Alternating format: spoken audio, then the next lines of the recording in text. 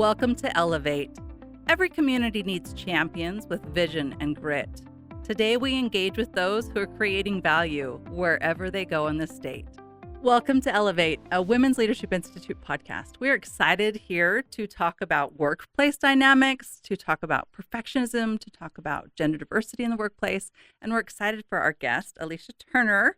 She does business development at Bad Bet Productions, and she also is a podcast host for Popping Perfectionism. Yes. Welcome. Thank you. I'm so happy to be here. Yes. We met at a Women in Leadership, Women in networking Tech event. Yeah. Networking event. Silicon Slopes networking. Yes. And just hit it off and talked about all the things. And I said, you've got to come on and share your perspectives. So here we are. It was funny because I was looking for a place to eat my food, just a table to sit down. And there was these little tables upstairs. And then I realized that wasn't the place to eat because it was a bunch of one-on-one business conversations. But I saw on your table talking about gender dynamics in the workplace or something. What did it say? Something to that effect. And I was like, I want to talk to you. Like, I want to sit down and chat with you. Yeah. So then we just hit it off and talked for like... It was perfect. Ever. Yeah. Good. It was awesome. Okay. So let's start out with who you are. Yes. Tell us a little bit about what you do with Bad Bet Productions. We always like people to share a fun fact about them, something personal, and then we'll move on from there. Okay. Such a big question. Like, I know. Tell us about yourself. It's funny because I was born on. Yeah, I know. And I'm not a small talk person. And so one of the questions that I just dread having sometimes in a conversation is like, what do you do? I love asking what makes Are you telling me I need to have a better question? No. It's a good question. It is a good question. So what I do specifically at Bad Bet, I do business development for them. So more in the startup, like infancy stages of growth, but they've been up and running for a while, but just started building out the team. So I was one of the first business development hires. Yes. And tell us what they do. What is Bad Bet? They do video and podcast production. That's right. And they brought me on because I have a podcast and I had hosted it for like 5 years or so. Popping Perfectionism started when I was in college. And I took an interpersonal relations course. I studied communication. And there was a chapter in that course about perfectionism. And I just thought everyone in Utah has to hear this. Like, how is there not a whole course on this? How are we not learning about this in junior high and high school and about how perfectionism can harm human connection on so many levels? It's not just the relationship with yourself, but in the workplace or family or romantic relationships. There was a classmate of mine that felt the same way. I gave her a ride home from school one day and we like kind of knew each other. We were acquaintances, peers in school.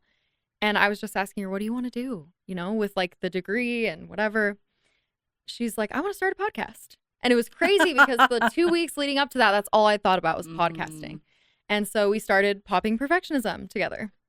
That's very cool. Yeah. I love it when the universe aligns and you're like, what? Yeah, I've just been thinking of that. And then a fun fact too, because you asked about that. There's two I love to share. One, I love Survivor. CBS Survivor is my favorite show in the whole world. Look at that. Yeah, it's the best. And do you watch Survivor? I don't know. Not anymore. We haven't talked about it. Okay. Well, it's been on for 25 years. Yes. So it's been on a while. And they're celebrating their 50th season in the spring of 2026. Are you going to be on? Very exciting. I wish. I will be on one day. I've applied a couple times and I just tell people like whether it's at age 29 or 70, I'm going to be on Survivor. It's going to happen one day. I can feel it in my bones. Or be the host. Yeah, that would be amazing. I probably have to play first, but I would host it. And then the second thing, every year I just love setting a fun goal, like a hobby type thing. And this year I want to get an online chess rating of 1800 by the end of the year, which is really, really, really hard. And I was evaluating my goals the other day and was like, oh no, it is June. How is it June?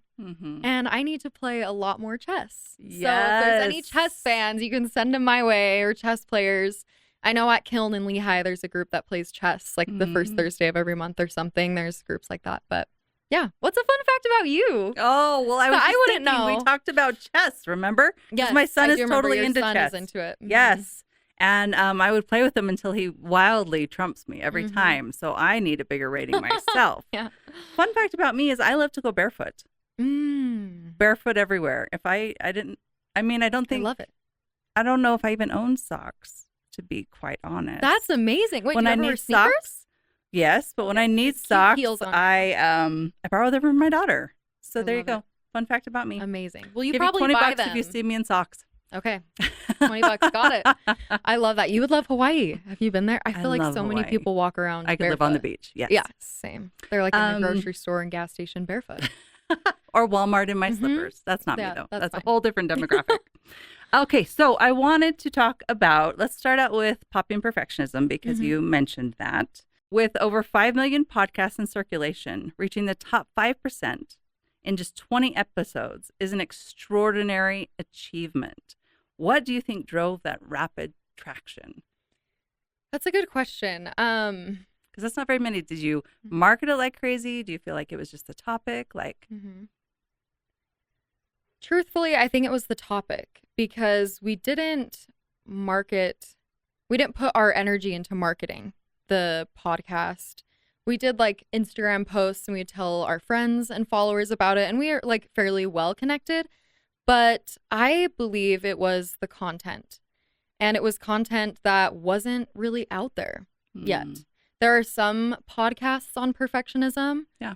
But I would say they're more one-off, like conversations about perfectionism. It's not like a whole fully focused on it. Yeah, fully focused on it. And so we saw a wide open lane for perfectionism, and particularly perfectionism in LDS culture, because I'm a member of the Church of Jesus Christ. And that is a very interesting dynamic, especially here in Utah. I think we're a different type of member, but it bleeds out into every aspect of our lives. So my friend Anna and I were like, we just have to talk about this. So I think having a topic that is needed and that people resonate with and they're interested in. The second thing is just being genuine and not worrying about, it kind of contradicts what I just said, but not worrying too much about what is already out there. One thing I didn't do a lot was like consume other podcasts that were in that space, because I didn't want to compare myself to what was out there and think like, oh, I can't talk about this or I can't do that because it's already being done. I think people should just do what they want to do and what resonates with them, and be as true to themselves as they can, because someone else is bound to resonate with it, you know? So yeah, I think the content was needed, and we shared it in a really genuine but informative way, and had conversations that people weren't having, that were vulnerable conversations, and people liked that. Yeah. So first thing, when you talked about how you didn't consume a lot in that space, one of the things that we do is our political development series. So women who want to run for office. And it's interesting, over the past, 5, 8, 10 years, as I've watched people run for office, sometimes they change because they feel like they have to be like everybody else in the space. So that's been a really interesting dynamic to see how you hold on to your authenticity while still playing in the lane you want to play in. Yes. And I think that's really important. What you just touched on is you have to hold that so people can resonate with it. So with Popping Perfectionism, what is perfectionism? How would you define it now after you've done all your interviews? Whew, that's a big question. Yeah. My favorite definition of perfectionism is Brené Brown's definition. Okay. You're familiar with Brené Brown, I'm sure. Queen Brené. Yes, Queen Brené, with all the respect and reverence. She's so awesome. Her definition of perfectionism is that perfectionism is a belief that if you try to live perfect, look perfect, act perfect, then you can avoid the pain of pain of judgment, shame, embarrassment, like vulnerability, all of those really uncomfortable things. It acts as a shield. So she talks about it as a shield that can protect you from all of the parts of the human experience that make us uncomfortable. Yeah. But the reality is that shield of perfectionism is also pushing genuine connection away from you. And growth. Professional development, meaningful relationships, relationship with yourself, exposure to diversity and different things. So it ends up hurting you more than it does good, because there is some good functions of perfectionism. Sure. But that's the definition that I like to use, that it's, just the belief that if you try and be perfect, you'll never get hurt. You'll never be rejected. You'll never be embarrassed. It's who doesn't want that? Right? I mean, really on the surface isn't level, that nice? Sounds great. Yeah.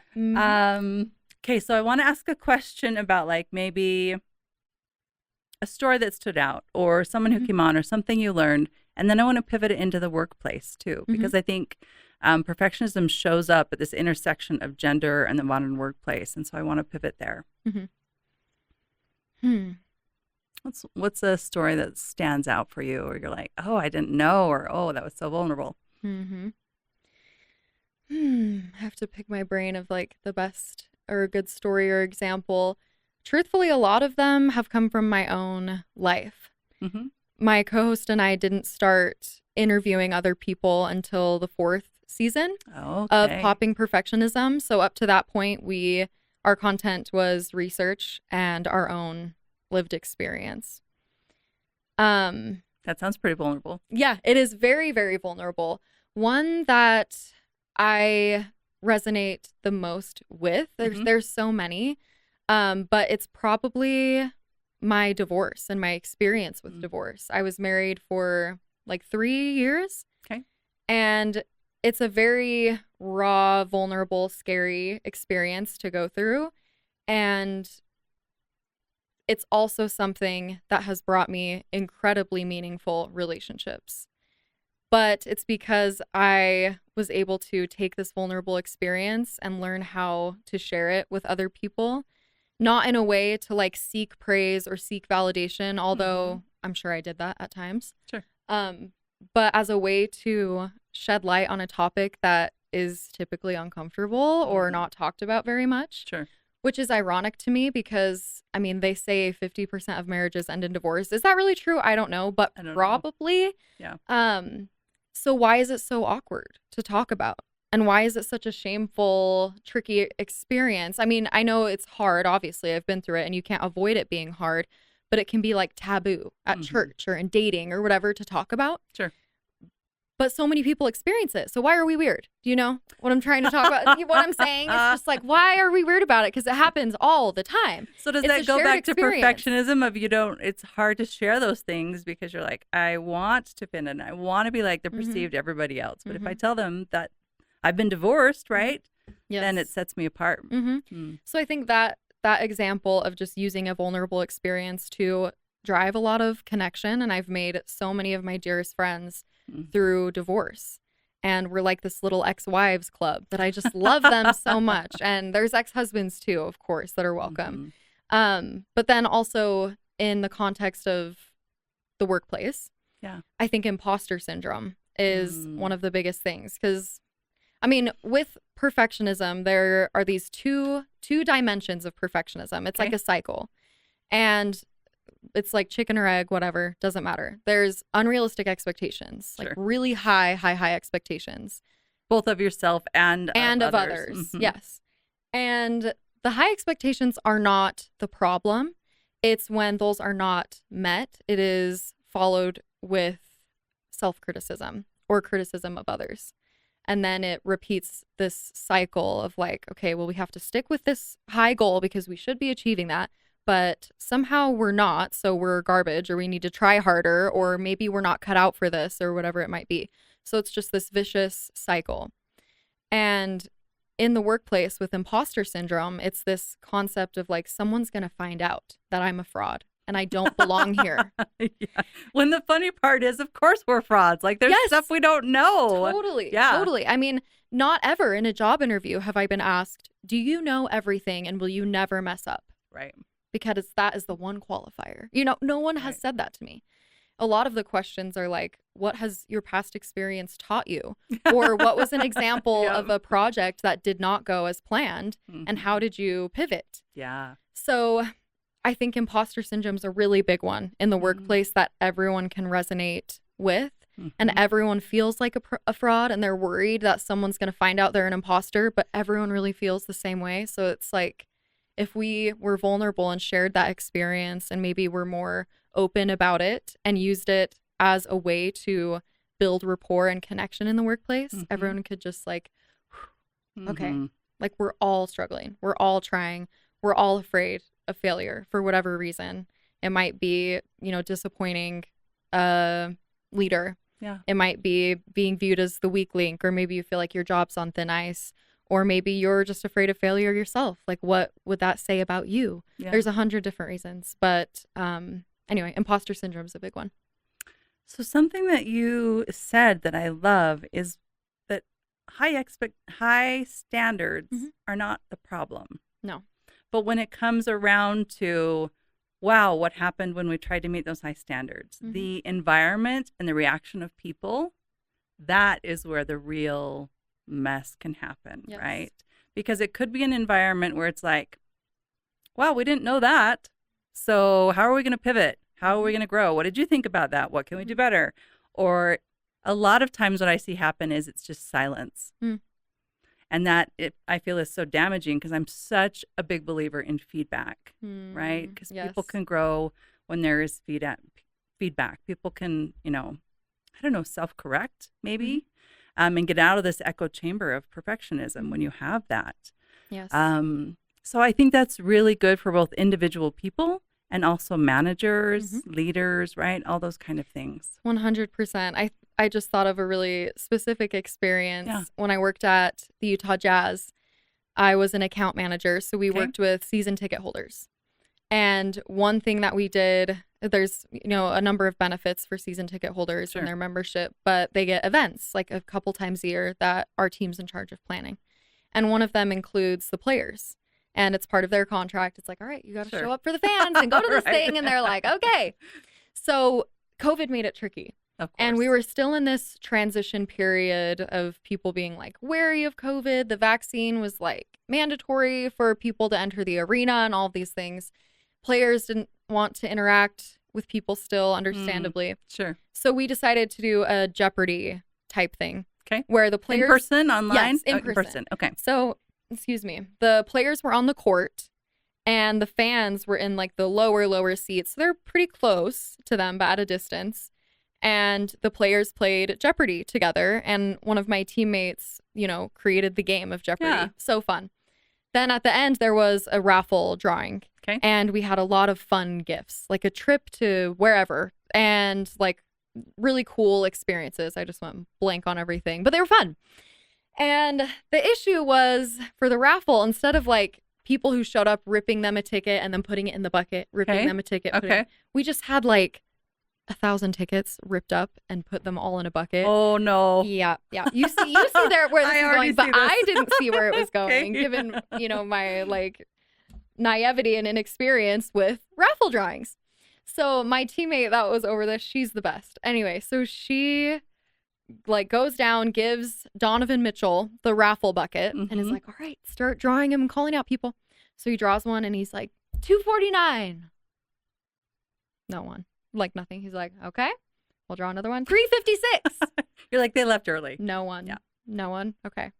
119. Like, he went through like 10 tickets and we were like, oh my gosh, this is a disaster. Yeah. A disaster. Yeah. Like the players are I like. can feel the discomfort rising the more tickets that are pulled. Yeah, it was so bad. Yeah. And eventually he's like, all right, we're just going to start picking people from the crowd. That's a problem because then season ticket members will be upset and we hear that, Anyway, what an experience. So it was really, really rough. And my team gets together after that and we were just like, so that was not good. Yeah. And my teammate that was in charge of the raffle, she is such a good example of striving for connection instead of perfectionism.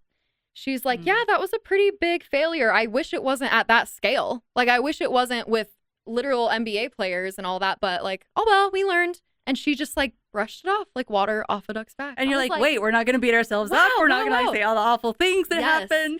Yes. So a perfectionist mindset would be like, everyone's going to be upset at me. Everyone thinks that I don't belong here. I embarrassed myself in front of the players. They won't let me do it again because I totally messed up. They won't let me, nor will I try. Yeah. That was embarrassing. Nor will I try. That was not fun. No. Susie does it so much better. Yeah. She can have it. Anytime someone mentions a raffle again, they'll be like triggered. Like, oh, raffles.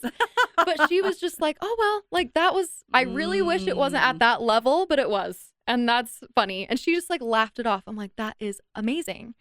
So the issue, going back to the high expectations not being the problem, the issue being the self-criticism, there's a term called excellencism. And it basically is similar to perfectionism, but instead of striving for perfection, you strive for excellence. And when you experience failure or mistakes or hiccups or learning experiences, they're met with self-compassion and evaluation. And then you can continue to have high goals and high expectations, because I'm all about that. I'm all about striving to be the best version of you. The issue is the self-criticism or the criticism of others. That can be really damaging. And then you don't want to set goals. Right. Because if you don't meet it, you're just going to beat yourself up over it. 100%. As you were talking about that, I've had the opportunity to be with, to work under some really amazing female leaders. And I remember one of my leaders, something catastrophic happened in an event we were planning. And it just rolled off of her. She's like, that's not what I wanted. Let's make sure we don't do that again. But it's okay. We can pivot. We can do this, this, and this. And it was the first time that I had a leader do that. And I almost didn't know what to do. I was like, wait, what? That was so generous and so kind and so resilient.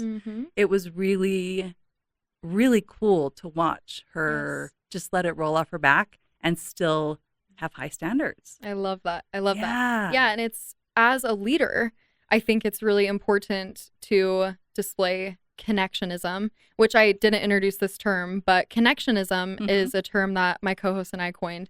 And it's the belief that pain, vulnerability, shame, embarrassment is the lifeblood of human connection. It's the thing that unites all of us. It's something we all have in common. It's not like, oh, you've never messed up. Like, me too. We should be friends. It's like, oh, you've been divorced. Me too. Or you've messed up on a major level. Like, I get that. Like, we just resonate with that embarrassment and that shame and just like the cringe of, oh, me too. Like, I get that. And I know you get that. And as a leader, there's still a way to maintain respect and rapport with the people that you're leading, and also display connectionism like your leader. It's okay to be like, okay, well, that wasn't great. That's not what we wanted. And this is what we can do moving forward. She even, like, I love leaders that are like, I have felt that way too. Or like, I've had imposter syndrome too. Or, hey, it's okay. One time I did this and this is how I pivoted and this is how I learned. And I think that's where a leader plays a critical role, is introducing that self-compassion or having compassion for their team member and being that model for them of excellencism, or giving them the space to feel compassionate and not criticized, and also a room for like development and correction. Because you can have both. We need correction. We need feedback. We need guidance, but it can be done in a compassionate, human way. And I think the other thing it taught me was what not to focus on. We don't have to focus on all the metrics. We got to pick. Those are all important. Like, let's get our ducks in a row. But as we get through this, what are the absolute most important? And let's make sure we're meeting those. So really great experience for me to both. And I think it plays into that fixed and growth mindset too. 100%. So in a 2023 study by Harvard Business Review, perfectionism is on the rise, especially in young professionals and women who often feel that pressure to outperform, especially in male-dominated industries. And I thought that was such an interesting study, especially in the space that we are in. What are your thoughts on that? Is that something that you have seen as you've been in the workplace, or what are your thoughts? 100%. And it is such an interesting study. I would love to dig into that study and just see the metrics to everything and the results, but it is 100% true. And I think a big reason for that is social media. With perfectionism, there's self-oriented perfectionism, where that cycle exists in yourself. Then there's other-oriented perfectionism, where you project the high expectations and criticism onto someone else. It's like, well, I'm able to do this and this at work. You can't. Like, why can't? Or so-and-so does this. Like, how come? So that's other-oriented. But then there's socially prescribed perfectionism, which I like to call social media. And it's this space where everyone can curate what their life looks like. And it's not representative of reality, but what they like want it to look like. Sure. And what it should look like or could look like or whatever. And I think it's made it really, really hard for people that are growing up in this social media age now as professionals. It's like I'm fairly young in my career and I already feel so behind. It's like I don't have the house. I don't drive the nice car. I don't do all the nice trips. Like so-and-so is posting all about that. Right, like because you consume so much of that, you feel like and it's all curated. It's not vulnerable. Right. You know, some of it is, but even the vulnerability is curated because they can edit it and make it look however they want to. So I think social media is really hard, and this hustle culture of like, well, everyone has a side hustle. And when you ask anyone, what do you do? It's like they assume it's about work. So it's like, oh, I do this, and I'm so busy. They wear it as a badge of honor. I am so busy out of my mind. I have no time for anything. Yeah. It's like, and that's good. Okay. But specifically for women in male-dominated fields, sports entertainment, very male-dominated industry. And I worked there for a little while, and it's this feeling of like, okay, I already don't belong here. I'm already... And you brought that with you? Or you feel like they create that? You bring that with you, and they create that. I think it's a both and. And the Jazz was doing a really good job at the time and really intentional about hiring more women. But I was there early on after COVID. Okay. And so they had let go of so many people and were just starting to build out again. And it was mostly men, very, very, very male dominated. And so I think it's just a byproduct of the culture of just, you look around the room. It's not that they're making you feel uncomfortable and you don't see yourself. You don't. And I think that's why representation is important in any field. It's like we need female doctors. We need male teachers. We need to see people of color in positions and all just different diversities in religion, in way of thought, in ability and disability. So people can see themselves there and see that they can be different and belong in that space. So I think in male-dominated industries for women, the imposter syndrome can be magnified because it's like, I don't belong here and it shows. So I have to prove why I belong here. Right. I don't belong here and it shows in the ways I'm thinking and in the ways I'm not thinking. Yes. 100%. Just the way women operate and think. And that is a blanket statement, of course, that all women operate in the same way, which they don't. But it's like, how do I make myself different? Like I have to prove myself, like already, just because I'm different here. And because I'm a minority, I have to prove I belong, that they didn't make a mistake. Like I have to be on top of my game all the time is how it feels. Yeah. So it's so interesting, right? Because the work that we do, we go into companies and talk to CEOs and do that top-down leadership. And it's usually men in the state of Utah who are still running most of the companies. And then we work with the women wherever they're at, right? If they're entry level, if they're individual contributor, mid-level, to be able to go into a room and know. Like Mara Carabello, she comes and speaks for us, and she's often said, if there's a seat at the table, take it. If someone legitimately needs that seat at the table, then you graciously give it up.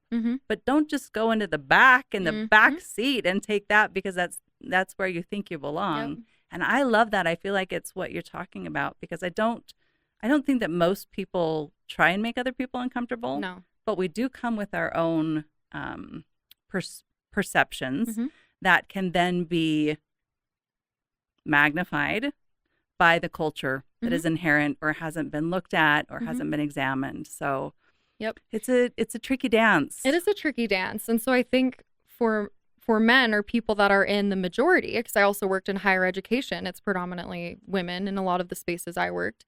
It's just bringing voice and shedding light to what the culture looks like and to making sure everyone has a voice, minorities have a voice, majorities can still have a voice, but it's giving everyone weight in a conversation, getting feedback. And it's not like every meeting you have to hear from everybody, but just acknowledging it, like acknowledging that there is difference and acknowledging that that voice matters. It's like, okay, Alysha, what do you think? And I think as leaders, especially if they build that connection, and I had really good leaders at the Jazz, just acknowledging the dynamics of the place and how it feels. And there was like a cool women in sports day, and all the women got these cool jackets and just things like that to make it, don't just like shy away from it and be like, oh, pretend it doesn't exist, because it does. Right. And the thing I would say to women is look for opportunity instead of shying away from it too, because we feel we have to prove ourselves often in the male-dominated spaces and in female-dominated spaces, to not shy away from it out of fear of failure or fear of falling short. Back to perfectionism. Yep, absolutely. Because perfectionism is very driven by fear. Yep. Fear of being discovered, fear of messing up, fear of being embarrassed, being perceived as XYZ, incompetent, unintelligent, whatever it is. So embrace opportunity with a growth mindset that this will be a growing experience, and seek out opportunity. And it's okay to be uncomfortable. And it's okay. Yeah. It's okay to be uncomfortable, right? Like sometimes this podcast is awful sometimes because when I talk, my face goes red. Like you can see my emotions on my face. And so it's uncomfortable, and it was uncomfortable for a really long time. But that doesn't mean that I wanted to stop doing it. It's just that I embraced the uncomfortable because I knew what I ultimately wanted. So I think that helps at least me fight against perfectionism, because it's like, so what? So what? Yeah, I was just going to say, when you said that, I'm like, and isn't that a good thing? Yeah. That your emotions show and that you're able to display emotion and not be a robot, because I am the stone face. But also, like, who wants to listen to that? Like my podcast is very vulnerable, and I've cried on my podcast, but there's also been times when I did want to hold up a shield. Because it's like, I'm going through a divorce and no one can see this. Like, this is so hard and I'm not ready to open up about it, which is fine. Sometimes you're not ready. Yeah. And that's okay. We're not saying that that's perfectionism. But when you want to break out and you can't seem to break out because of the thoughts that you're thinking about yourself or others, I feel like that's the space we're talking about, right? Yeah, definitely. Okay. So let's pivot a little bit and talk about the digital first world. You talked about social media, right? And curating. It is image, the image and everything. How do you build meaningful interpersonal, back to why you started your podcast, connections? Remote and hybrid work has become the norm for most of us professionals.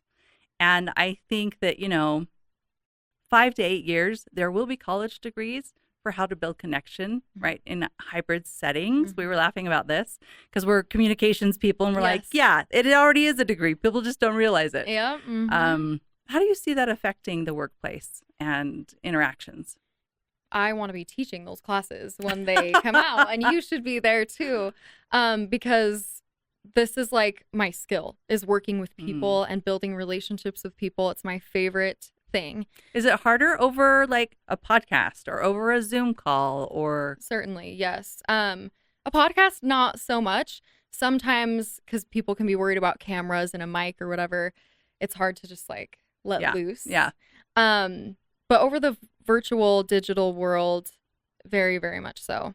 I mean, my senior year, my last semester of college was when COVID, everything was shut down. All of my classes were virtual. Yeah. And there's a number of things that like inhibit connection. And one of them being cameras on or off. That was the biggest thing in school. My teachers were like, please turn your cameras on, please. Right. Because we want to just see you and hear from you.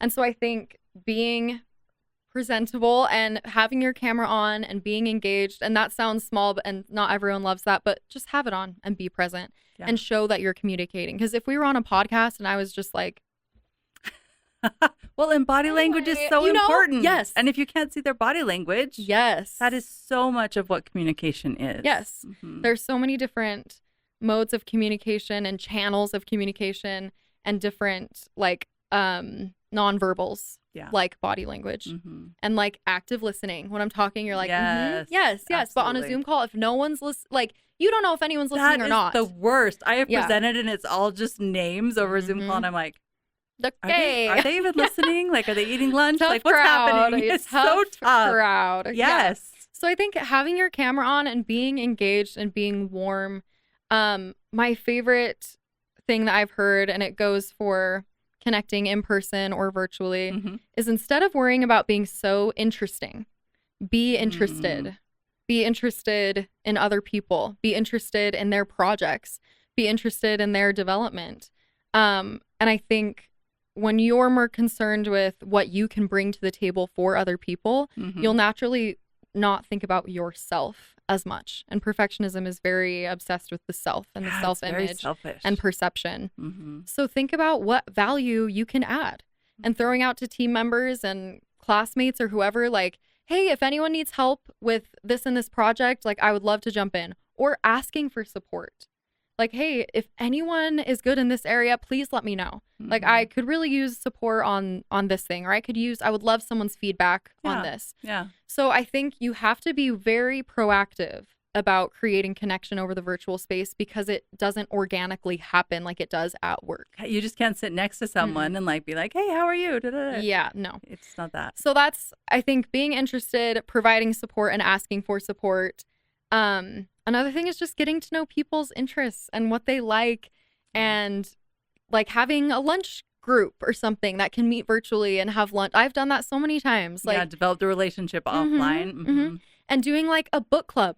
You know, it doesn't have to be super deep personal. It could just be like, oh, I love Survivor. I love CBS Survivor. I connect with so many people on that. And it's like, I have online chats about Survivor all the time. Or like if you're on Slack or Teams, like create interests. Yeah, like create a fun little Slack channel that's like the Survivor channel or the real estate channel if people are interested in that and want to throw in cool podcasts or videos or books, and a book club. Or if you're into dogs and you and another coworker like, you know, taking their dogs on dog walks or whatever. Just figuring out what people are interested in and sharing hobbies and being the person to create a space where everyone wants to come and be like, oh, I'm so grateful someone did this.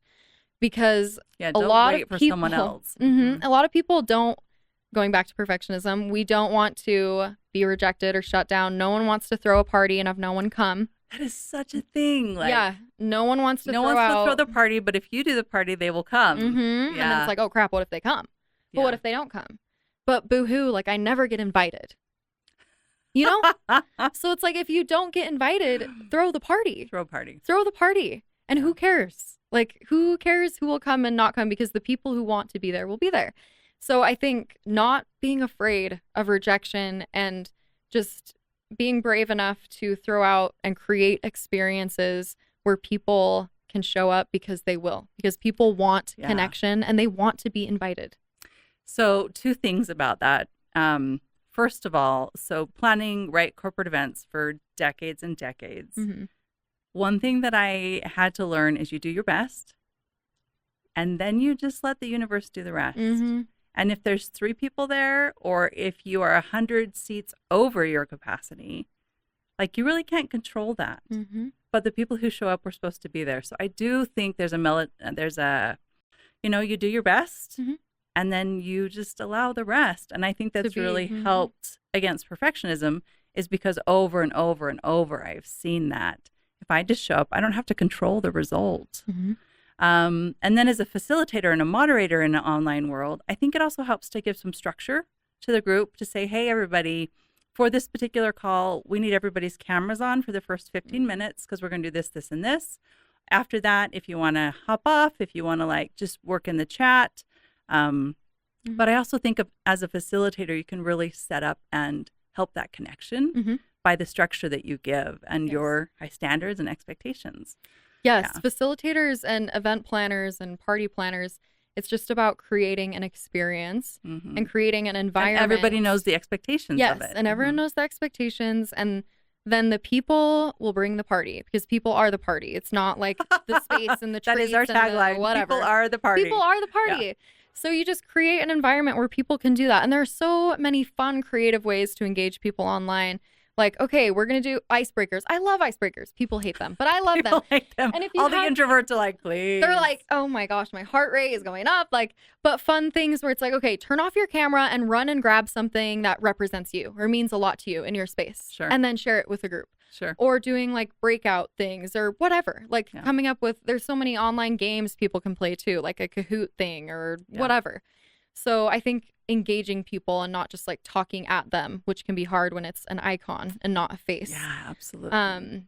But yeah, it is hard in the digital world. I think a as long as you're genuine and genuinely want connection and want to build people, they will read that and they will get that. Yeah. It'll come around. It might not happen spontaneously, but it'll come around. Yeah, it'll come around. So I think just trying and putting yourself out there and being a leader that will do that, and they'll push through the discomfort of being the first one to throw a party or to say something. Or bring my item back of what I just ran and got. Okay, so speaking of serendipity, that's where we started this conversation. So that's where we're going to wrap up. Okay. So I had no idea that you were a Survivor lover, but when I sent you the list of questions, the last question is actually about Survivor. So I love when that happens. Serendipity here. I love it Okay, too. so here's the question. If CBS called tomorrow and you made it onto Survivor, what strengths would help you win, both in the game and in business? Because you're pretty reflective. In your LinkedIn profile, you have your Clifton strengths there. Knowing yourself and what they are, like, what would you bring to the table? First of all, if I had a heart attack if CBS Survivor called me, I would be so happy. A dream come true. Strengths in the game. Yeah. A lot, truthfully. Survivor is a game of relationships. Yeah, social savvy. Yeah, very much social savvy people. And there's like physical savvy and being like a strategist and all of those things. But the winners are the social players and the players. Because you have to negotiate and make pacts and all those kind of things. Well, and at the end of the day, the jury of people you voted out are voting for you to win $1 million. Yeah. So there has to be a level of likability and persuasiveness, even though you voted them all out of the game that they love. So skills that I would bring to the table in Survivor, and my Clifton Strengths Finder strengths, the top 5 are positivity, empathy, collaboration, developer, and arranger. So I love bringing people together. I love bringing people together. I love working with people, and I bring a lot of positivity to a space. And I think people need that in the game of Survivor when they're in an uncomfortable situation. Or business. Or business. They're uncomfortable. Survivor is like a cutthroat game where you know people are trying to vote you out and do this, that.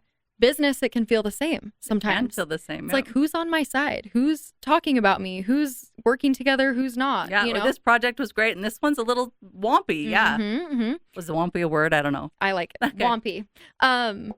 Yeah, so it's being able to navigate relationships and connect with almost anyone, which I think I could do. I could have a full podcast with the brick wall behind you. So I think I would bring that to the table in Survivor, and then just fun, spontaneity, energy, but a lot of strategy. That's why I'm like into chess and into Survivor, and I love games. Like, I just love stuff like that because I love working my brain and trying to learn new things. And studying communication. A lot of it is like group communication, leadership communication, conflict resolution, persuasion, public relations. All of it. Like a lot of those things would benefit me greatly in Survivor. And then the last thing is just I'm a competitor. I love competition. I love sports. And so I think I would do well in like challenges and whatnot. And I love gamifying things at work. So that reflects to business too. I just love making competitions of stuff to have fun, and some people don't like it. At the Jazz, I organized like a pickleball tournament with one of my coworkers, and a bunch of people went and played pickleball. We had a cool tournament going on, which was fun. So I think those things would help me in winning Survivor one day. They will help me in winning Survivor one day. That's right. When you get on it. When I'm on Survivor. And they help in business too. So that's what I would say. Very cool. I love it. You. Well, I wish you well. Both in your 1800 at chess. We need to hear like at the end of the year how that goes. Yes. And then getting on Survivor. Thank you. Thank you so much. You'll see me on there one day. Of course. And I appreciate your thoughts on hybrid work and perfectionism and the stuff we bring with us and the stuff other people have and how we make that a good experience both in our lives and in our workplaces. Definitely. Yeah. I love it. And perfectionism is something that really hurts human connection. But it doesn't have to. I think embracing those things that make us uncomfortable. So I really appreciate you facilitating this conversation, and I'm excited to listen to it and all of the Women in Leadership podcasts to come. Yeah, thank you.